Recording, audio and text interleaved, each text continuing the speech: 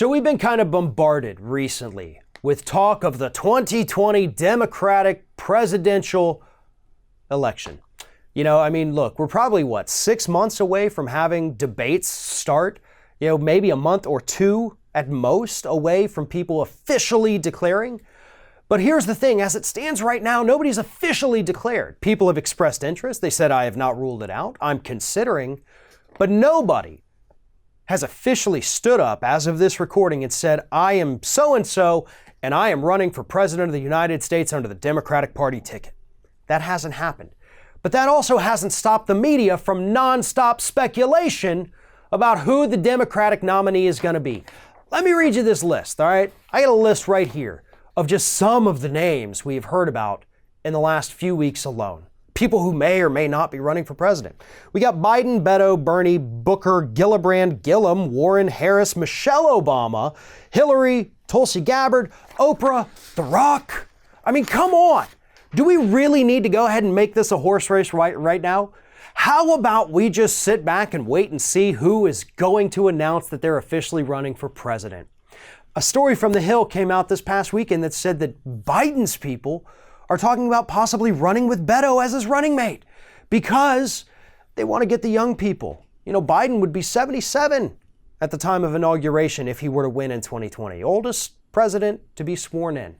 And that's actually true for a couple people running for president. Regardless of what you think about them, it's the truth. But they're talking about running with Beto because they want to attract young people. They want to get that energy, have people excited to vote for him again.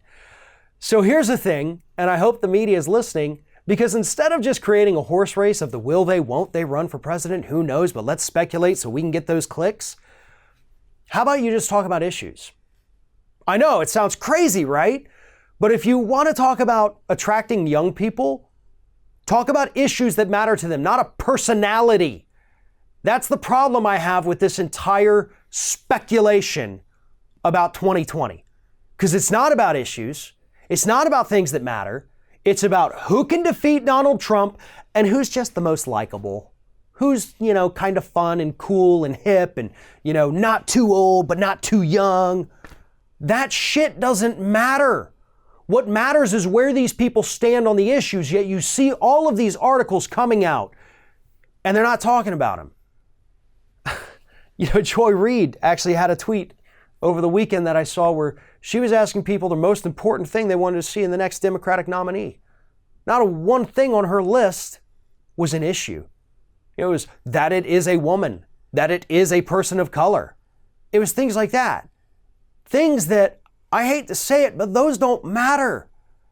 Don't look at somebody and just say, I want to support anyone who fits these criteria based on how they were born. Look at issues instead. Don't focus on the face. Don't focus on the name. Focus on where they stand on the issues. Because it's not always true that just because somebody is one thing that they're going to be great on that issue. We have seen that too many times. And I'm not saying that, ignore those things, go vote for the old white man. 100% not saying that. But we need to stop with this contest of personality to see who is going to be what. Let's focus on issues and stop dumbing down the 2020 presidential race, because that's what's happening right now. And the media, the corporate media, they're the ones out there doing it. They're dumbing it down, trying to make it about, well, do you need to have a woman? Do you need to have a man? Do you need to have a black man? Do you need to have a Jewish man? None of that matters.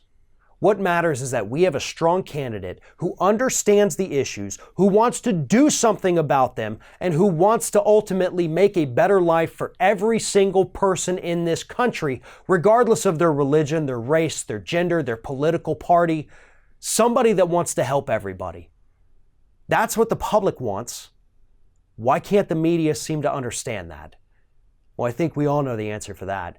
They want the clicks. They want the eyeballs.